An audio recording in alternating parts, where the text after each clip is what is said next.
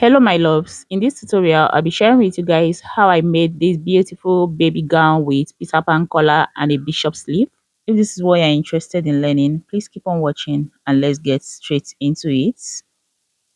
For that particular inspiration, it was made with a damask and a velvet, but for this tutorial I'm going to be making it with this Ankara floral material.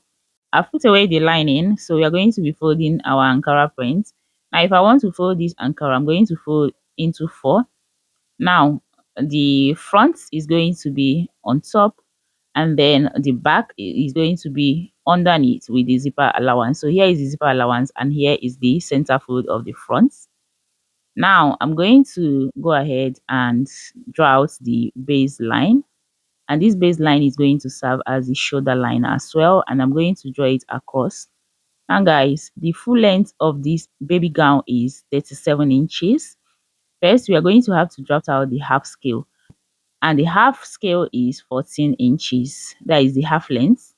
Now 37 minus 14 is 23 inches, meaning that the down part is going to be 23 inches length. From here, I'm going to place my tape and mark down to the chest line 8.5 inches. And then on the shoulder line, I'm going to divide the shoulder measurement into two. So her shoulder measurement is 13 inches divided by 2, 6.5, plus half an inch for stitching allowance. I'll mark it down and then go down to 0.75 inches for the shoulder slope. Now for the back neck width and the neck depth, I'm going to make use of 2.75 inches by 1 inch. And then for the front neck width and the neck depth, I'm going to make use of 2.75 inches by 6.5 inches. Now, after marking out all these, I'm going to use my curve to connect the points together, as you can see me doing like this. So guys, as you can see, I've connected the back neck width and the neck depth. Now, after this, I'm going to equally connect the front neck width and the neck depth. And then after that, next, I'm going to divide the armhole measurement into two. Okay, so her armhole divided by 2 is 7 inches. I'm going to place it on the shoulder line and then mark it down. And then after that, I'm going to connect it to the shoulder slope just like this. Now after this, I'm going to place my tape on the center fold and then divide the bust circumference by 4. And then I'm going to place it on the chest line, mark it out, and then add 2 inches for sewing allowance. Now I'll move over to the waistline, divide her waist circumference by 4, mark it out, and add 2 inches for sewing allowance. And I'm going to connect the points together. And then after that, I'll equally connect the armhole curve just like this. Now after this, next, I'm going to go ahead and add up the zipper allowance. So for the zipper allowance, I'm making use of 1.5 inches, but on the waistline, I'm going to make use of 1 inch to avoid any form of bulge around the zipper allowance. Okay, now after this, I went ahead to insert half an inch for shoulder sewing allowance, connected the lines, and then we cut this out. So I'm going to start with the back neck width and the neck depth. And after that, I moved over to the zipper allowance, cut it out, and then go ahead and cut out the front neck depth and equally cut out the rest of the shapes.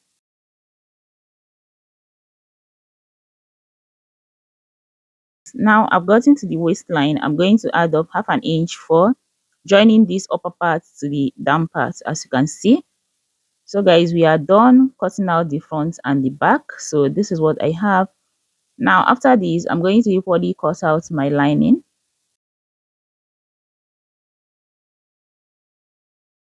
So guys, here is my lining. I'm going to pin up my lining with the actual fabric and then cut out exactly what I have right on the actual fabric on the lining. So I am done cutting out the fronts. I'm going to ensure that I label the right part of the lining and then move over to the back. So here is my back. I've pinned it up. so that it will be very easy for me. Now I'm cutting out exactly what I have on the actual pieces into the lining pieces, okay? And then after that, I'm equally going to note the front and the back. So as you can see, we are done, and I'm going to go ahead and remove the pins. Now after this, I'm going to bring in my fusible interface, okay, because I'm going to make use of that so that it will stay firm. So I'm going to fuse it into the lining and the actual fabric. As you can see, I am done doing that. So I'm going to turn it around so you guys can see. Can you see? Now guys, please note that ironing fusible interface to this is not a must, okay, but it just helps the fabric to remain firm. Now we are going to have to join our pieces together, and to join these I'm going to be doing it separately, okay? So I'm going to first of all join the actual fabric shoulder of the back and the front together, and after that I'm going to repeat the same thing to the lining piece, as you can see me showing you like this. So I'm going to place it right side facing each other, join the shoulders together. Now guys, as you can see, I am done joining them, and this is what I have. So what I'm going to do next is fold in the zipper allowance, okay? So I'm going to move over to my ironing table, fold in like this, and then give it a good press. Now this will help us easily cut out our Peter Pan collar, because we don't need the zipper allowance to be inclusive, okay? So I folded my zipper allowance, and here is what I have. Now you guys, I'm going to ensure that the shoulders aligns properly well, and then that each of the neckline aligns properly well, and also the zipper allowance. So as you can see, I'm trying to arrange that. Now after arranging it, I'm going to go ahead and bring in my velvet fabric, which I'm going to use to cut out my collar. All right. So guys, for that velvet fabric, I'm making use of an orange velvet fabric. So whichever color you want to use on yours, you can go ahead and make use of that. And for this velvet to remain firm, I also went ahead to fuse in fusible interface. For this one, I made use of a paper stay. If you're in Nigeria, you already know what I'm talking about, okay? Now, if you're not in Nigeria, what I made use of was the lightest type of the interface. I hope you guys understand. Now I'm going to fold my velvet into two, just as you can see me arranging it. And please, when you are folding, ensure you do not have like excess fold. Make sure it lays flat. And then after that, I'm going to place in the neck of my upper part on top, just like this. Can you see what I am doing? I'm just going to arrange that so that we trace out the neckline, okay? So you can see what I have right there. So I'm folding into two because I need to have a lining and the actual piece of this collar, okay? Now we are going to use the same velvet to form our lining part and that of the actual part of this collar, okay? So you can see I'm trying to trace out the neckline. Now, after tracing out the shape of my neckline, I'm equally going to trace out that part of the zipper allowance. You can see. So I am done tracing it out. Next thing is for me to determine how high I want this my collar, okay? The wideness I want it to be. So for this one, I'm going to be making it a little bit smaller than the inspiration, okay? So for the height of my collar here, I made use of 4 inches, inclusive of the sewing allowance. So 3.5 inches for the collar height, and then half an inch for turning the collar. I hope you guys understand. So I'm going to mark it around and then trace it out for it to be visible enough for you guys to see. Now, coming over to the depth of the front neckline, once I get to that part, I'm going to curve it out just like this, slantly, okay? If you notice, the inspiration went down like in a diagonal form, and that is what I'm trying to form right now. And for that part of the collar, I made use of 6 inches, okay? If you want it wide enough as the inspiration, go ahead and make use of 7 inches, 7.5 inches, okay? So after that, I went ahead to trace out my collar properly well, as you can see. And you guys, I'm going to also add up stitching allowance for that front part. Okay, and then connect it together. Now guys, this is exactly how to cut out your Peter Pan collar with this particular shape, because you know that we have different shapes of Peter Pan collar. I hope you guys understand. So now I'm trying to cut it out, and as you can see, that part of my actual neckline, I didn't add any form of allowance right there. But now if you notice, I also added half an inch allowance to the zipper side. I hope you guys understand. As you can see, I am done cutting out one pair of the collar. So now I'm going to remove one piece of this. Remember, this is for both the lining and the actual piece of the collar. Now I've just removed one piece, place it on top of the remaining fabric. Now I'm going to use my pins to hold it down in place so that by the time I'm cutting this out, it won't shift because we need it to be equal. All right.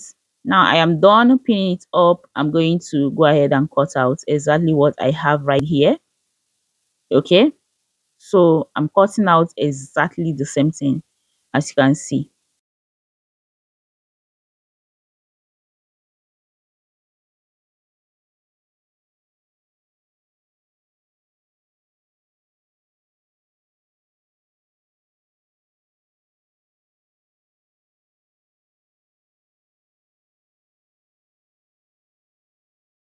So guys, you can see that I am done with it, and this is for other pair of the collar. So now we have our two collar pieces. So I'm going to now place it right side facing each other, just like the way I cut it out. And then this is what we should have. You can see that the shape is already out. Now, what I'm going to go do on top my sewing machine is go stitch this using half an inch. Okay, so I'm going to stitch around the places I'm pointing right now. Okay, aside the neckline. Okay, so the neckline is going to be left open like this. So I'll go do that, and this is what I have, guys. Now let me go ahead and open up the neckline part so you can see what I've just explained. So guys, this is what I have. Next, I'm going to bring in my actual fabric, okay, which is the upper part of this baby gown. So guys, here is the upper parts. Now you can see that my zipper allowance is as well folded in, just like the way I traced out the collar. Now what I'm going to do is use my pin to hold it around the neckline, just like this, okay?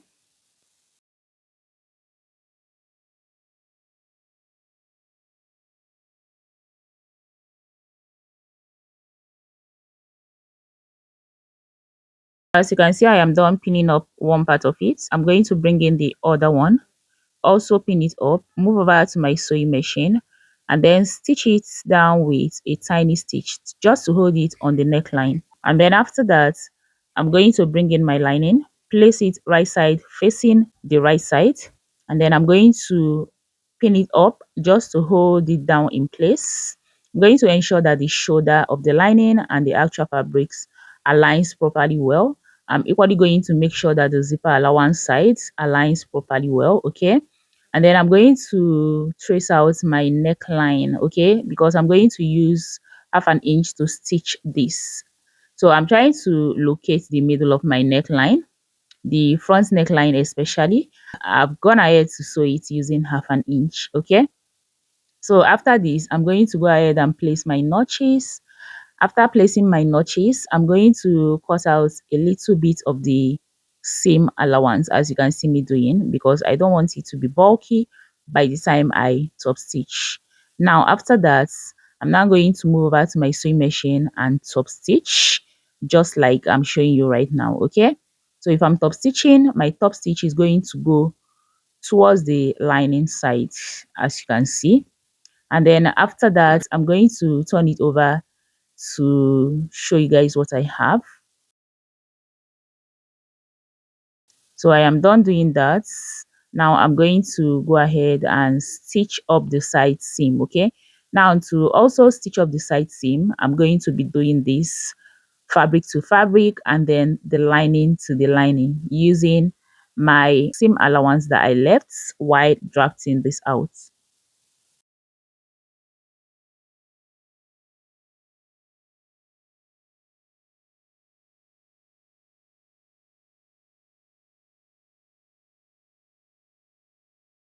So guys, as you can see, I am done with that, and I've also turned it around, stitched up the zipper allowance, and this is what it looks like on the inside.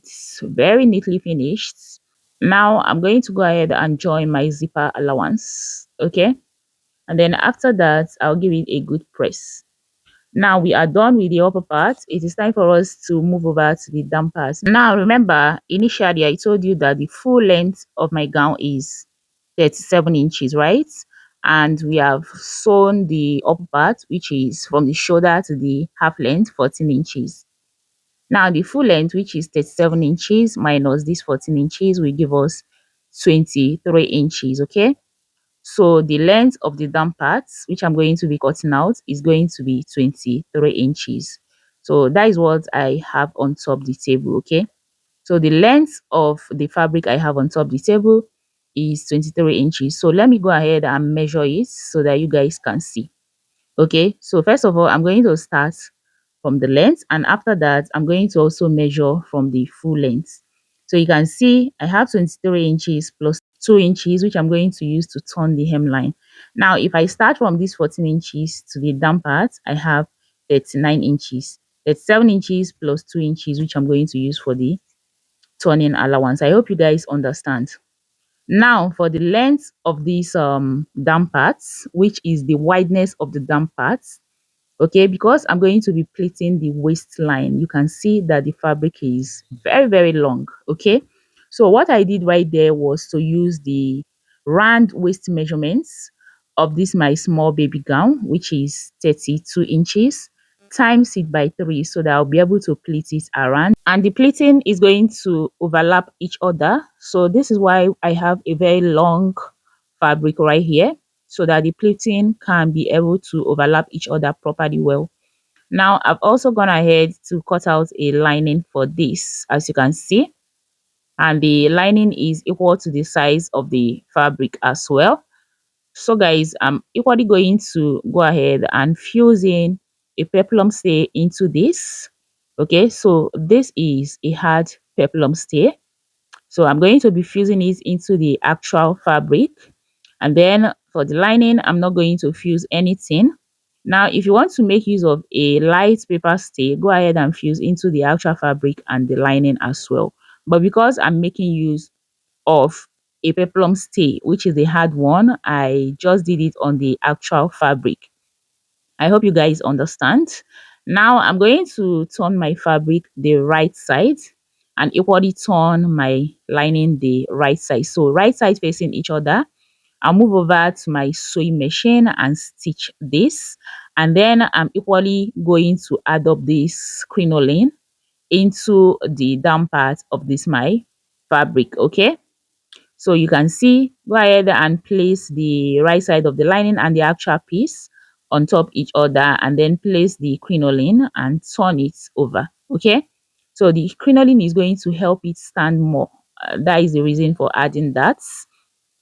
And you guys, after turning it around, this is what I have, as you can see.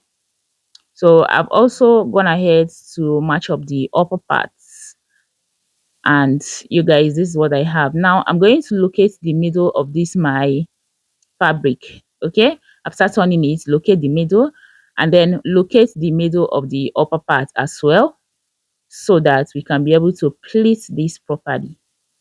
So guys, here is the upper part of the gown on top the table. I'm now going to bring in the down part, making sure that the centers are matching up with each other.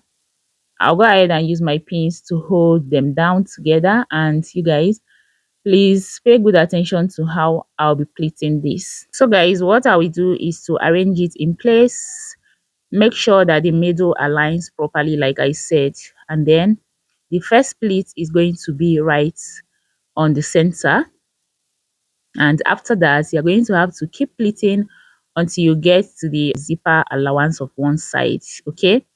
Now you have to do this for one side first, and after that you repeat the same thing to the other side. Now you're going to ensure that you pleat this properly, like let every of your pleats be equal, none should exceed each other, okay. So at first this was kind of difficult, but with time it was that easy because the wideness of this my down part is very big and the upper part is very small. I hope you guys understand. Okay, but that will make the pleating to come out very well and full. Okay, so after that I went ahead to continue the same thing with the other side. So as you can see, I am done. I'll now move over to my sewing machine and stitch it up with 1/2 inch. So guys, as you can see, I am done with stitching of the waistline, and here is what I have. Now I'm going to turn it over to the right side so you can see what it looks like.